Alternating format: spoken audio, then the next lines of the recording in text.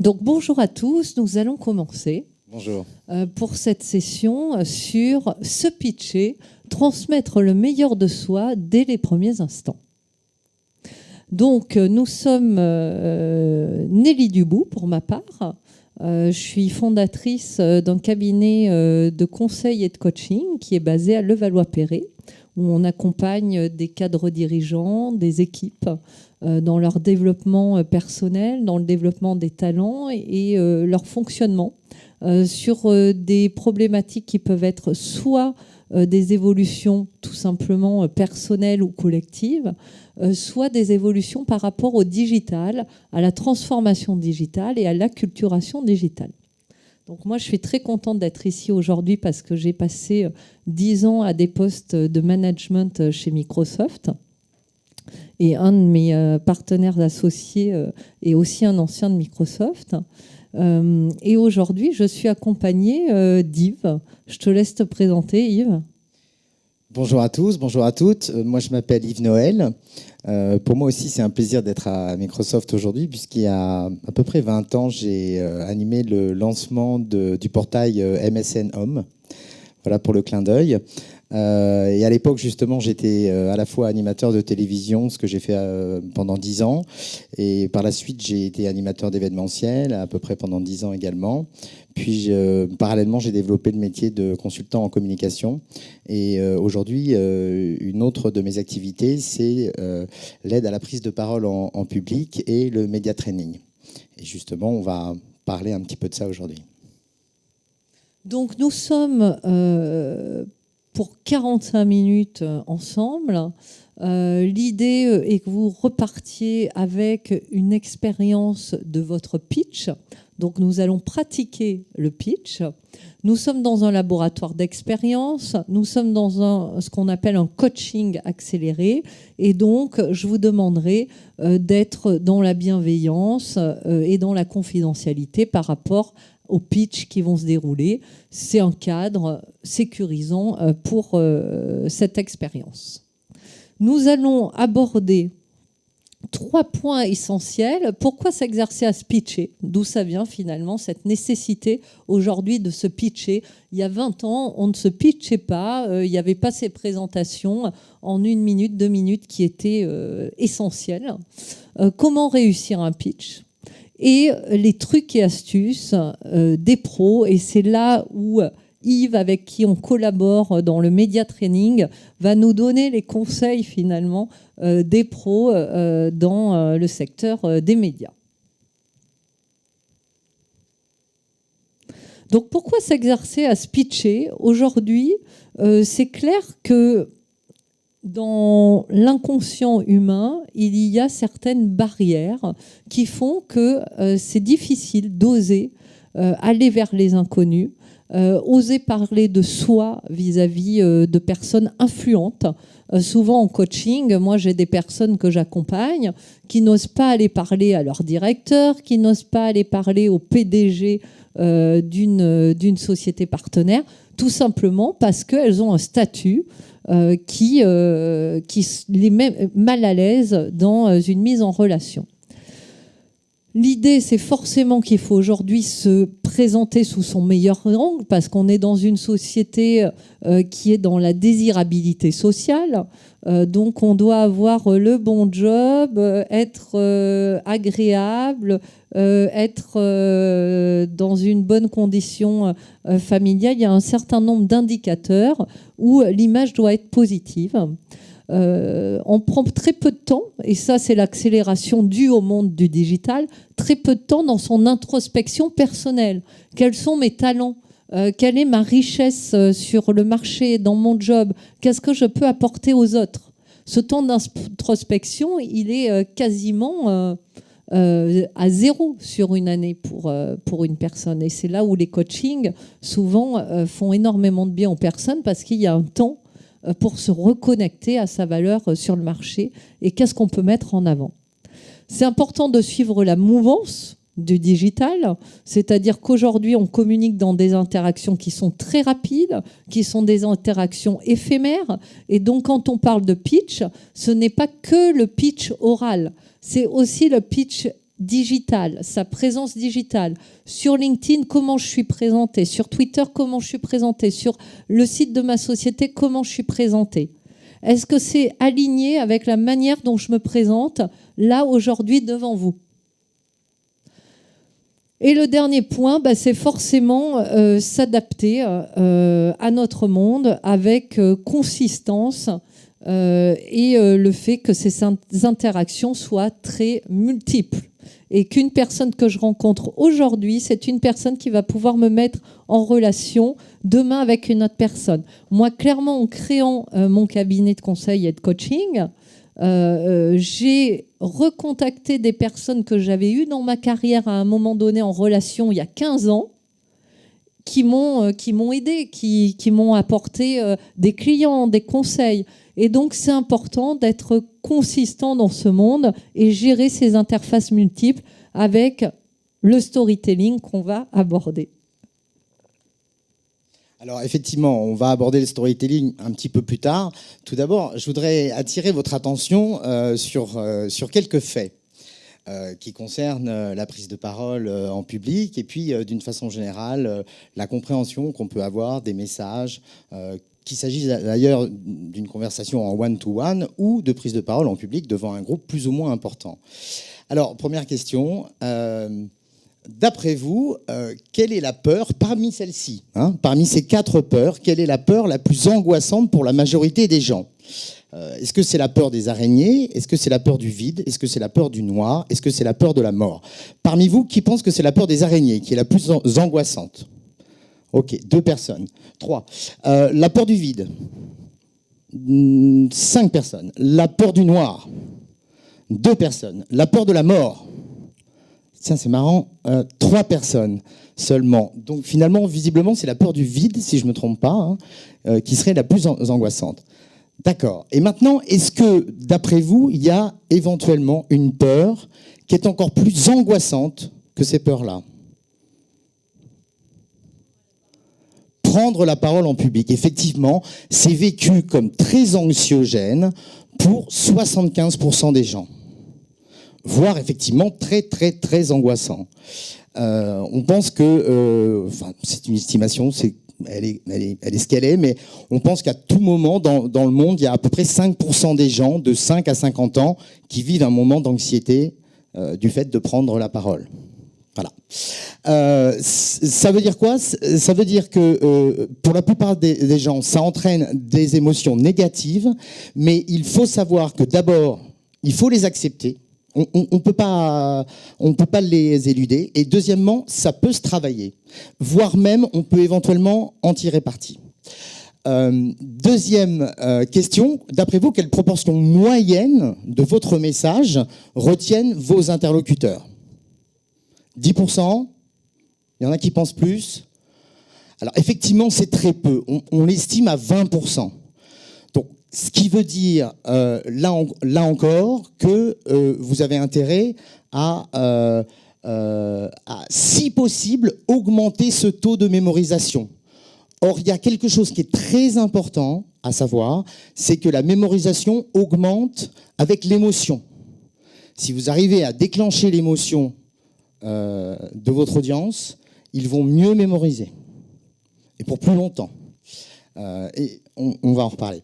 Et enfin, toujours à titre d'information sur la capacité de la mémoire, globalement, notre mémoire de travail, la mémoire de court terme, vous voyez qu'elle retient finalement, elle conserve peu d'informations et pendant peu de temps. Donc là encore, ça vous oblige à sélectionner les messages importants que vous voulez transmettre et à faire bref. Donc finalement, le pitch, qu'est-ce que c'est? En termes de définition précise, c'est se mettre en valeur dans un temps record. Lors d'une prise de contact, d'un rendez-vous client, d'un salon, d'un entretien, d'un tour de table. Le pitch, en moyenne, il va vous servir 1 à 10 fois dans la journée.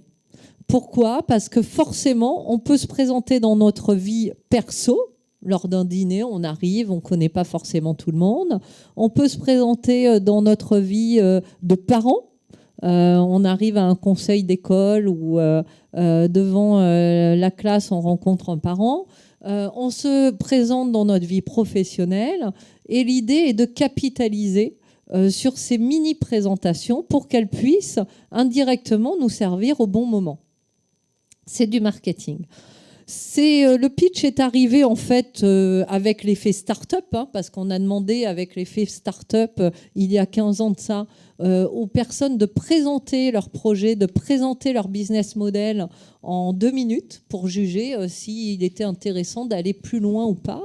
Et aux États-Unis est arrivée une technique qu'on appelle l'elevator pitch, où on vous met dans une grande tour, on peut aller dans une tour à la Défense, et on vous dit, écoute, tu as 7 étages, tu es avec le DG de la Société Générale, et en 7 étages, tu dois te présenter ton cabinet pour faire en sorte que tu décroches le contrat du siècle pour ton cabinet. Donc c'est une technique qui permet d'aller à l'essentiel, d'être impactante et de développer une relation avec la personne. Parce que le pitch, ce n'est pas juste dire qui on est, c'est aussi mettre en place un lien qui va ensuite être productif. Comment on réussit un pitch ? Alors ça, il y a plusieurs... Déjà, un pitch, c'est personnalisé. Il n'y a pas pour moi en fait de modèle type quand on travaille avec des coachés sur leur pitch parce qu'ils ont une prise de fonction importante ou ils sont en mobilité. On se rend compte que chacun a un pitch qui va s'approprier, qui va exécuter plusieurs fois avant de faire en sorte qu'il soit opérationnel. Et en plus de ça, on l'évoquait avec Yves dans la préparation, un pitch, c'est agile. C'est-à-dire que finalement, tous les jours, ça s'ajuste. Et ça s'ajuste face à son interlocuteur. Donc si vous devez lister les 6 points à mettre en place pour que ce soit techniquement réussi, c'est définir l'objectif. Qu'est-ce que vous attendez de ce pitch ? C'est parce que je prends des fonctions en tant que directeur commercial et qu'il faut que je raconte cette prise de fonction, ce que j'ai fait avant, etc. Est-ce que c'est je suis dans une situation où je cherche un autre job et j'aimerais me mettre sur une reconversion et donc je dois pitcher cette reconversion. Le public, quels vont être mes interlocuteurs ? Et clairement, on adapte le message face aux interlocuteurs. Le message, donc avec quoi je souhaite que la personne reparte de moi. Qu'est-ce que je souhaite ? C'est bien d'imaginer qu'est-ce que je souhaite qu'elle dise demain à une autre personne. Nelly, elle a un cabinet de coaching à Levallois, elle accompagne des cadres, des équipes et des dirigeants. Donc elle me recommande. Proposition, quelles sont ses préoccupations à la personne ? Quelle est l'offre que je peux lui proposer, la petite pépite qui va faire qu'elle va faire ensuite appel à moi. Donc ça, c'est plus sur un côté commercial si je suis dans une relation commerciale. L'expérience, c'est intéressant de donner un cas concret. Par exemple, une personne qui vient me voir parce qu'elle est dans une situation de burn-out, lui dire que j'ai accompagné et j'ai une expertise sur les burn-out va être concret pour elle. Et le lien, comment conserver le lien et conclure avec la personne pour qu'on se revoie, qu'on continue à conserver une relation. Et c'est là où, par exemple, LinkedIn est très productif, parce qu'on rencontre quelqu'un, il n'y a rien qui se passe pendant 2 ans, et à un moment donné, on se dit « Ah tiens, je voulais faire une vidéo, j'avais rencontré telle personne à tel endroit, je reprends mon LinkedIn et je peux retrouver la personne. » Yves ? Alors, il y a effectivement un phénomène très important, c'est que les autres sont miroirs. Donc effectivement, votre attitude compte beaucoup, d'où l'importance essentielle de sourire, évidemment, d'essayer d'être avenant le plus possible et d'avoir une attitude sincère. J'y reviendrai au moment du storytelling. Et cette notion de bienveillance, elle est essentielle, en particulier pour ceux, et ils sont nombreux, qui ont de l'appréhension à prendre la parole. Il faut se rappeler ceci. Si vous lisez cette phrase, voilà, l'auditoire est dans une position aussi inconfortable que l'orateur qui prend la parole. Généralement, quand vous êtes assis comme ça et que vous voyez arriver un orateur, une oratrice, vous êtes quand même un peu en vous disant oh là là, c'est quand même pas la position. Voilà, il va prendre la parole, qu'est-ce qu'il va dire? Est-ce qu'il ou elle va être à l'aise? Bon, tous, on s'est généralement un peu fait casser en allant au tableau et on est tous un peu victimes de ça. Dans d'autres cultures, aux États-Unis par exemple, on apprend plutôt à être valorisé. Moi, j'ai une fille de 14 ans qui habite à Los Angeles. Elle fait 1 heure d'art dramatique par jour et 1 heure de chant par jour. Donc, c'est vous dire à quel point ils sont beaucoup mieux armés que nous. Voilà. Mais néanmoins, voilà, la plupart des gens sont quand même bienveillants.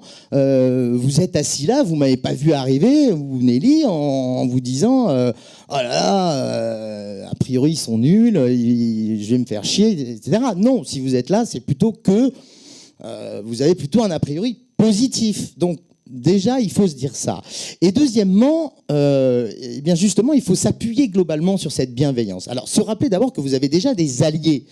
Les gens qui vous connaissent, les gens qui vous estiment, les gens qui vous apprécient, par exemple dans l'entreprise, dans d'autres cercles également, hein, si vous intervenez dans d'autres cercles. Et puis, il faut vous faire de nouveaux alliés. Quand vous arrivez... Excusez-moi, je vais prendre l'exemple d'une jeune directrice administrative et financière dont je me suis occupé là, il y a très peu de temps. Elle était depuis 2 mois dans une entreprise, elle avait les comptes 2015 à présenter en assemblée générale devant 120 actionnaires qu'elle ne connaissait pas. Donc je lui ai dit, appuyez-vous d'abord sur ceux qui vous connaissent déjà, ceux qui vous ont recruté, ceux qui vous font confiance. Vous pouvez vous appuyer sur eux. S'appuyer, ça veut dire que quand elle s'exprime, elle peut les regarder, elle peut chercher leur approbation. Probablement, ils vont lui sourire. Il y a une certaine complicité. Et puis, se faire de nouveaux alliés, c'est par exemple, avant la présentation, généralement, il y a un pot, il y a un petit déjeuner, il arrive que même l'événement dure sur plusieurs jours. Eh bien, cette jeune femme, elle a suivi mon conseil, elle a été au-devant de quelques actionnaires. Évidemment, elle ne va pas en rencontrer 20, mais même si elle en rencontre 5, c'est déjà ça. Et là, en l'occurrence, un actionnaire lui a dit spontanément, vous pouvez vous appuyer sur moi, vous pouvez me regarder. Donc spontanément, il a été bienveillant, il l'a explicité, il lui a dit. Ça montre à quel point c'est important. Et bien sûr, aller vers les gens aussi dans une attitude bienveillante, en s'intéressant à eux, en leur demandant, vous êtes actionnaire, ou alors, si on ne sait pas, quelle est votre responsabilité, etc. etc. Et moi, en parlant de vous, j'aurai le plaisir de vous présenter les comptes 2015. Je suis heureux de toujours être dans le positif. Voilà.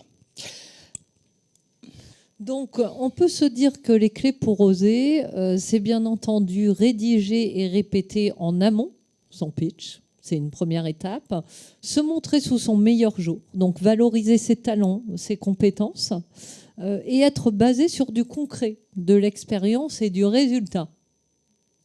Et oui, le concret, c'est raconter une histoire. Alors, bien sûr, il s'agit tout d'abord de réfléchir à quelle est son histoire, qu'est-ce qu'on veut raconter, quel est son message. Et l'importance de raconter une histoire, c'est qu'une histoire, les gens la mémorisent. Il est même prouvé que les gens s'émeuvent et mémorisent autant une histoire fictionnelle qu'une histoire vraie. Donc c'est peu importe, je dirais, l'histoire qu'on veut raconter, l'important, c'est d'emmener son auditoire. Voilà donc la façon dont j'ai voulu illustrer ça. Voilà, avec ce vendeur d'élixir, c'est vraiment un art à cultiver, cet art de raconter. des histoires. Il faut vous rappeler, encore une fois, comme Nelly a pu le dire, que l'important, c'est cet auditoire, c'est de le séduire, c'est de le convaincre, hein, c'est de remporter son adhésion. Quand un jeune start-upper essaie de pitcher pour obtenir le financement de Business Angels, voilà, clairement, il faut remporter l'adhésion. Il faut remporter l'adhésion sur son projet. Il faut obtenir des financements. Je voulais vous dire encore quelques petites choses à propos de ça. Ça ne me revient plus. Je vous en parlerai peut-être après. Donc le pitch, c'est une question de visibilité et de présence digitale aussi. Donc ça veut dire que clairement, on va devoir s'ancrer sur 3 pôles d'alliés. Le premier allié, c'est gérer son image. Adopter l'allure du poste ou du client qu'on convoite. Être dans une posture 3.0. Aujourd'hui, on est à l'ère de la posture agile, transversale, dans l'anticipation et la collaboration. Et donc ça, il faut l'influer. Développer votre présence digitale, valoriser votre expertise en étant cohérent, consistant et récurrent. Cohérent et consistant, c'est-à-dire dire la même chose partout. Parce qu'aujourd'hui, on voit beaucoup de personnes qui ont un profil sur LinkedIn, qui ont un job qui n'a rien à voir avec le profil sur LinkedIn, qui se présentent devant une même personne d'une certaine manière un jour et puis 3 semaines après d'une autre manière. Donc, c'est important d'avoir cette cohérence, cette consistance et cette récurrence, c'est-à-dire qu'on est passé à l'ère de l'éphémère avec le digital. Même si le digital conserve de la mémoire, l'éphémère reste présent, c'est-à-dire que si on vous voit un jour, on peut très bien oublier que vous existez dans 2 mois, dans 1 an et dans 2 ans. Donc, c'est important de temps en temps de faire un post ou de valoriser cette expertise ou cette pépite de votre profil que vous aurez mis en avant à un moment donné. Premier pôle, donc gérer son image. Deuxième pôle, savoir ce que l'on veut. Donc, penser à l'avenir, visualiser son avenir, parce que c'est important de se pitcher avec une vision.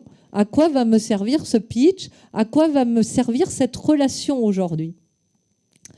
Écrire son projet de carrière ou son projet de développement d'entreprise, si on est un chef d'entreprise ou si on est un dirigeant, et savoir en parler. Parce qu'en complément du micro-pitch, il y a toujours le pitch en 10 ou 15 minutes, où là, il faut avoir du fond. Donc, il faut travailler ce fond. Et plus vous le répétez, plus les personnes y travailleront pour vous. Et c'est un peu ce que je vous disais en intro. C'est vrai que qu'est-ce que je souhaite qu'on dise de moi? Plus je me présente et plus j'ai des chances qu'on parle de moi à un moment donné pour un job ou pour une opportunité commerciale ou pour une relation client spécifique. Troisième pôle, osez demander. Donc, n'attendez plus que vos supérieurs ou vos clients perçoivent vos performances. Et c'est dans le pitch où on doit sortir ses performances, ses talents, ses compétences. Demandez systématiquement pour vos projets les attentes et partagez les vôtres. C'est-à-dire qu'au-delà du pitch, il faut que je sache ce que la personne attend en face. Parce que sinon, je risque de faire un pitch version détaillée, décalée de ce qu'attend la personne en face. Et toujours s'assurer de la forme douce et affirmée, parce que c'est vrai que on peut s'apercevoir que des fois, quand on n'est pas à l'aise, notre manière inconsciente en termes de posture va être peut-être brutale et non adaptée relationnellement. Donc nous vous proposons de prendre de la hauteur et de vivre l'expérience du pitch.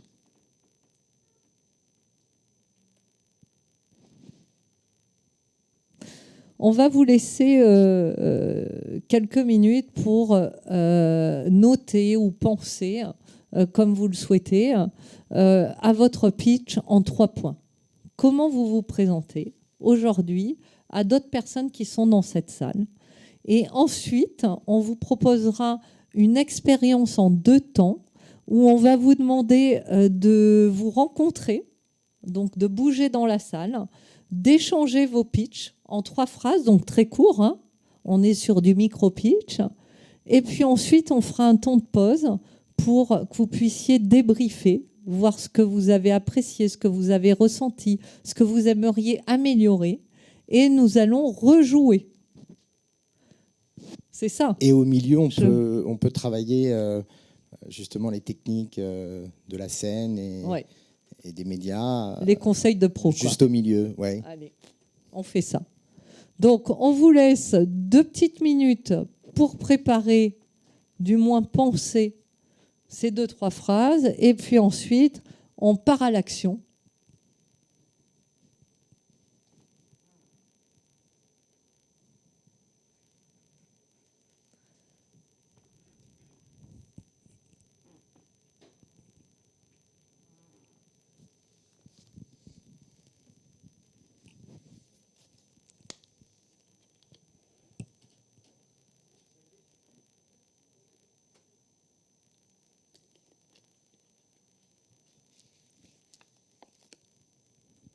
Donc, prépare ton pitch, Yves. On le fait aussi ?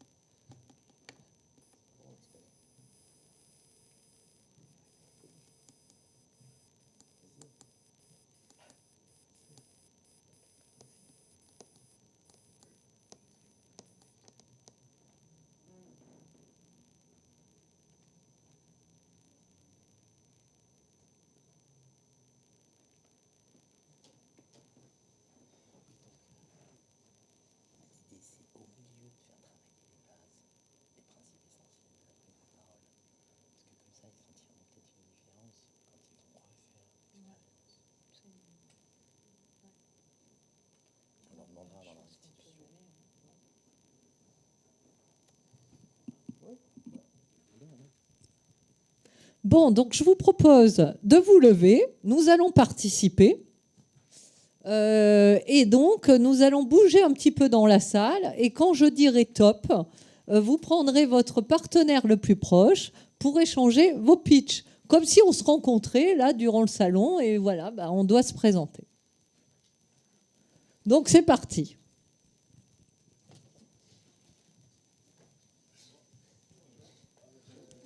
Top.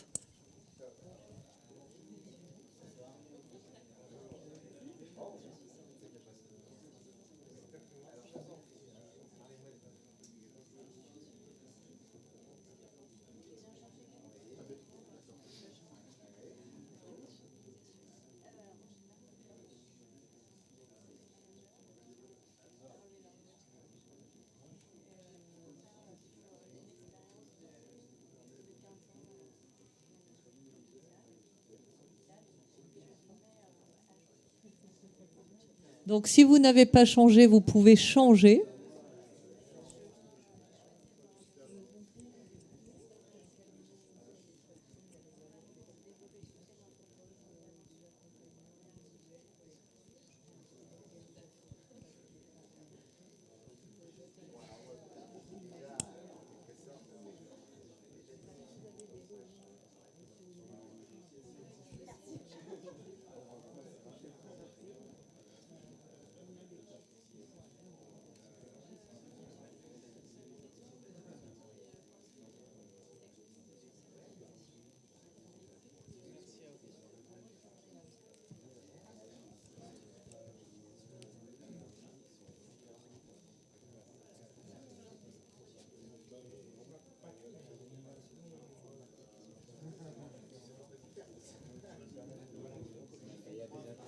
Donc, vous avez terminé vos pitchs.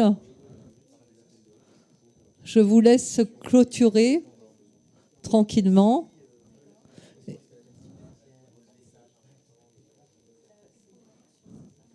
Donc Yves, c'est bon pour toi?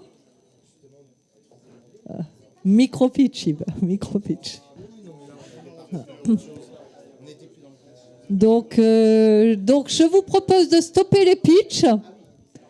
Nous allons maintenant, vous restez avec votre partenaire, hein, et vous allez maintenant juste échanger sur ce que vous avez ressenti, ce que vous avez apprécié, ce que vous aimeriez améliorer.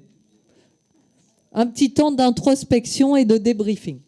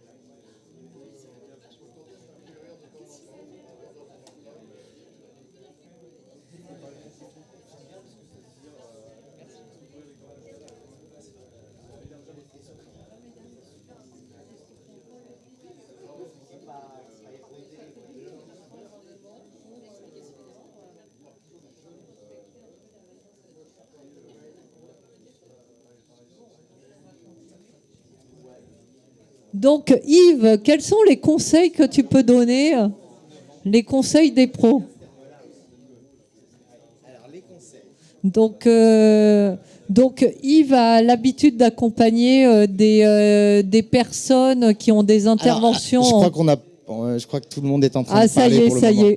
Ça y est, là vous êtes chaud dans votre pitch et c'est dur d'arrêter, quoi. Donc je vous propose de stopper l'expérience. Je vous propose juste de stopper l'expérience. On fera un deuxième round tout à l'heure. Je vous invite à maintenant à venir face à moi, face à l'écran, devant les fauteuils. Venez, n'ayez pas peur de moi. Je n'ai pitché qu'avec une seule personne, mais il peut témoigner. Yves, je suis bienveillant. Dans tes accompagnements. Venez ici vraiment aligner un peu. Enfin, voilà. Rapprochez-vous un peu, ne soyez pas serrés les uns contre les autres. Voilà, on va juste faire un petit exercice ensemble. Alors, Véronique. Ce sont des techniques qui peuvent vous servir aussi bien en prise de parole en public que, encore une fois, en one-to-one, a fortiori si vous avez un rendez-vous avec un enjeu. Hein, voilà. Alors, il y a deux règles incontournables. Enfin, à la limite, si vous aviez que ça à retenir en termes de techniques issues du métier de comédien ou du métier d'animateur, que ce soit sur scène ou face à une caméra, ce sont ces deux règles-là. La première, elle tient à la posture. Donc, je vous invite à faire ce que je vous décris. C'est vraiment d'abord, quand vous êtes sur scène, ou même quand vous êtes face à quelqu'un, c'est surtout pas d'avoir les jambes croisées, surtout pas de vous appuyer sur un pupitre ou vous accouder sur le bar ou quoi que ce soit, ou sur le compte. Enfin, bref. C'est vraiment... tu veux dire. Non, mais toi, ça va, tu es en situation de pause puisque c'est moi qui tiens le micro pour le moment. Donc, vraiment, je vous invite à toujours avoir vos jambes dans le prolongement des épaules. Et pour soigner votre posture, il faut être redressé, sentir comme si votre tête était tirée par un fil vers le haut et vous ouvrir. Vous ouvrez et vous respirez. Et là, vous vous sentez mieux déjà. Voilà. Vous vous sentez mieux, vous donnez une bonne image de vous-même parce que Et quand je dis vous vous sentez mieux, c'est que faites le test. Si vous tenez comme ça, si vous marchez comme ça, là, en rentrant jusqu'au métro, jusqu'au tramway, on sent pas top, quoi. La mère de ma fille, elle est américaine. Avant chaque rendez-vous, elle me disait "You have to look good to feel good". Hein, ça marche dans les deux sens. Voilà. C'est hyper important. Voilà. Et ça vous donne aussi, j'ai mis altérité, et là, effectivement, en one-to-one, il y a ça aussi. Si vous tenez bien face à quelqu'un, c'est vraiment... voilà, vous êtes d'égal à égal, hein, même si c'est un supérieur qui vous fout les chocottes, voilà, vous êtes face à lui, face à elle, et vous en imposez aussi. Et enfin, il s'agit pas d'être non plus dans un rapport de force, mais voilà, et il y a cette notion de verticalité, hein, c'est ça, l'être humain par rapport à l'animal, hein, et d'altérité, vraiment, on tire les gens vers le haut. Nelly disait tout à l'heure, prendre de la hauteur. Voilà, on emmène les gens vers un projet nouveau, vers une idée nouvelle, vers le changement. Voilà. Et ensuite, et c'est essentiellement axé autour de la respiration, pensez à respirer. Et si vous respirez, vous allez ralentir. Faire un pitch d'1 minute ou 30 secondes, ça ne veut pas dire parler vite, hein. Parce que si vous parlez vite, vous avez finalement des chances de buter, des chances de faire des onomatopées en fin de compte. Si vous prenez le temps de respirer, de vous appuyer sur la ponctuation, de sentir aussi la respiration, les réactions de la salle, en regardant les gens. Si vous, justement, les réactions que vous déclenchez et d'en jouer. Donc prenez le temps de ralentir. Et avec cette posture et le fait de respirer, de vous ouvrir, ça vous permet également de regarder. Sur l'expiration également, vous allez pouvoir sourire, hein. Vous relâchez la mâchoire et vous souriez. Voilà, vous regardez les gens. Et quand vous regardez les gens, vous ne vous occupez plus de vos mains. Ça va vous éviter de croiser les mains, d'avoir des mouvements parasites, de les mettre dans le dos. Non, vous allez spontanément les avoir comme ça. Et puis, vous allez avoir vos mouvements à vous, normaux, quand vous vous exprimez. Si c'est plus ou moins à l'italienne ou plus à la nordique, peu importe, mais c'est votre style à vous, mais vous n'y penserez pas. Donc voilà, vous n'adopterez pas de mouvements parasites ou qui vous donnent l'impression d'être coincé. Voilà. Et maintenant, je crois qu'on repart pour un round nouveau. Donc, nous allons revivre l'expérience, parce que forcément, quand on rejoue l'expérience, on va forcément faire mieux, ou on va prendre conscience de certaines choses beaucoup plus en profondeur. Donc, ce que je vous propose, c'est de revivre l'expérience. Et puis, à la suite de cela, Yves vous conseillera peut-être quelques livres. Et si vous souhaitez aller plus loin avec nous, dans le cadre d'un coaching, dans le cadre d'un accompagnement, dans le cadre d'une préparation de présentation ou de conférence, vous avez nos cartes ici. Voilà. Donc, nous sommes repartis pour le pitch. Oui.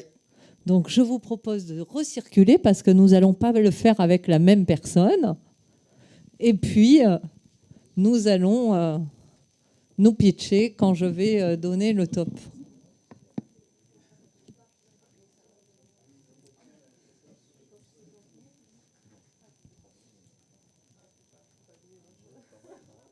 Top. On va le faire à 3. On va se décaler alors. Voilà. Donc bonjour, Nelly Dubout.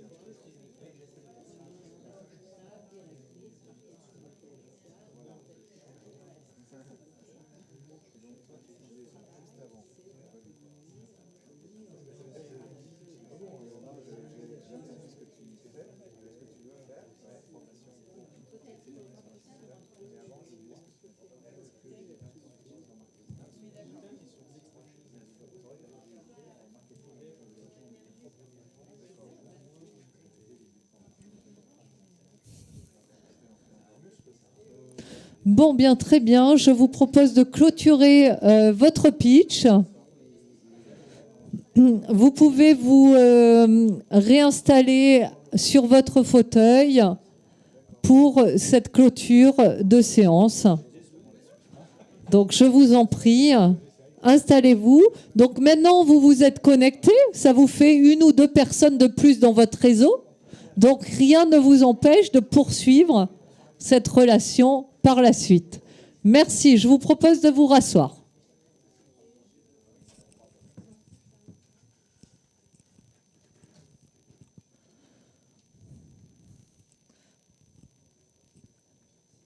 Pour clôturer l'exercice, je vous propose de vous poser la question de ce que vous retenez. Qu'est-ce que vous retenez? Avec quoi vous repartez de cet exercice? Monsieur. Je retiens 2 rencontres. Et c'est riche. Super. Voilà. Merci. Madame, un homme et une femme, c'est la mixité. Comme ça, j'ai l'équilibre. Qu'est-ce que vous retenez de cette séance de travail? Que aussi court que soit le speech, en fait, parler de qui on est, on va dire, soit en expérimentiel, soit en émotion, c'est ce qu'on retient le plus chez l'autre. Merci beaucoup. Est-ce que quelqu'un veut nous partager ce qu'il retient? Oui.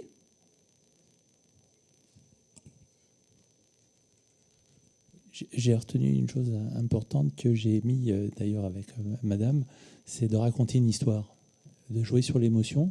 C'est une chose que j'avais jamais fait parce que ça m'est arrivé déjà de me présenter. Et là, j'ai changé tout. Ça avait l'air de lui plaire. Bon, écoute, je vais recommencer. Bien sûr, faut dupliquer.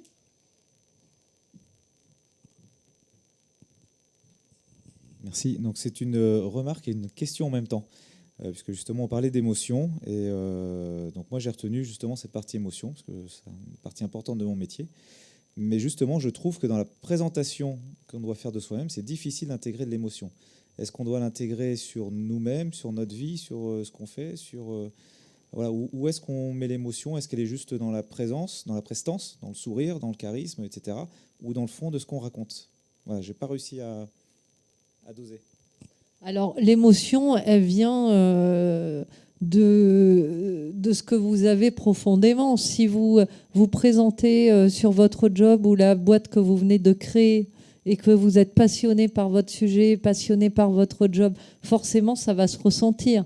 Si vous êtes un peu dans une période de carrière difficile, ça va se ressentir aussi. Donc, jouer avec l'émotion, c'est pas si évident que ça.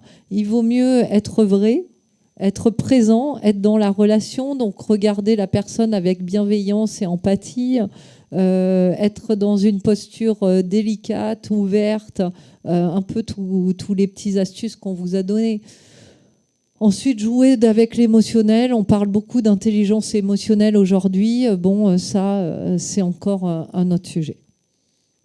Mais on pourra en parler plus longuement si vous le souhaitez.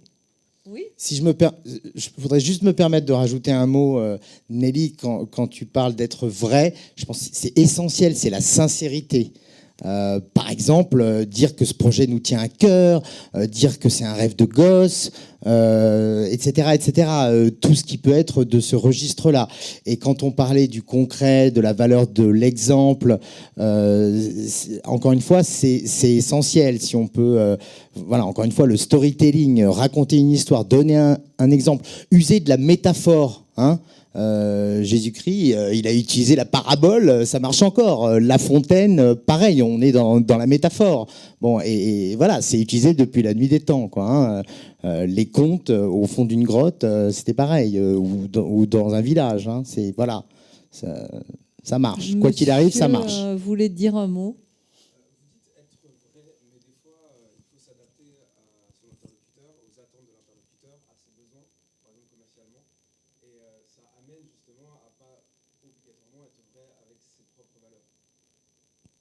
On peut être vrai en répondant à une attente, hein. On peut aussi dire non. On peut aussi poser ses limites. Alors, il est vrai qu'il est super important de créer du lien avec ceux à qui on s'adresse. Donc, il faut effectivement s'appuyer sur leur réalité, sur leurs préoccupations, sur leur quotidien. Alors, effectivement, pas jusqu'à aller sans verser dans la démagogie.